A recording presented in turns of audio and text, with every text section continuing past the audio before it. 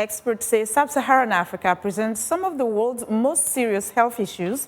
The region is confronted by a heavy burden of communicable and non-communicable diseases. Malaria, HIV/AIDS, weak health systems, maternal and infant mortality are just some of the health challenges that many people and communities are faced on a daily basis. However, the region has the fewest resources to solve them. And we'll discuss these issues and learn what one organization is doing to address them. Joining us in the studio is Dr. Christopher Mfornyam, a technical specialist with the Office of Health and HIV/AIDS at Africare. Africare is a non-governmental organization with the mission to improve the quality of life of the people in Africa. Dr. Mfornyam, welcome to the program. Thank you. Let me start with malaria. We do not hear very much about malaria these days. World Malaria is approaching. World Malaria Day, but is it because the battle against malaria is being won on the ground that we don't hear much about it these days, or is it perhaps the Ebola outbreak?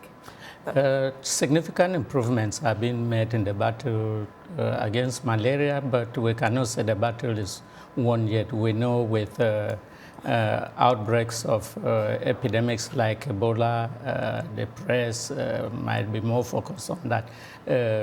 Malaria is still a major problem of public health importance in sub-Saharan Africa. It's still the major killer of children below 5 years of age. So then when we look at the way it's being addressed, let's talk about some of the evidence-based intervention that have been implemented by Africare in addressing these issues. I know you work in Benin and Angola. These are some of the countries that Africa has done some work. Tell us about that. Yes, we are doing malaria-specific interventions in Benin. Benin is the biggest program that we have in malaria. We are also in Nigeria and Angola. In Benin, as in the other countries where we intervene, the main technical interventions are prevention using long-acting insecticide-treated nets, prevention in pregnant women, intermittent preventive treatment in pregnant women, and early diagnosis and treatment with artemisinin combination therapy in children below 5 years. Also very important is before we were treating all cases of fever as malaria, but now we are testing to be sure that before we give the medication, the patient is actually suffering from malaria. You know, one of the things that I noticed, and I've been told when I go to, in Côte d'Ivoire, for example, which is my home, people will tell me when they're sick, they go to the hospital and they get treatment for malaria. Even when the doctor cannot find what the disease is, they say, take this drug for malaria. We never know. So when we look at the evidence-based intervention that you mentioned earlier, and we think about the way malaria is being addressed today, what do you think needs to be really focused on to ensure that this disease doesn't continue to kill children and even adults?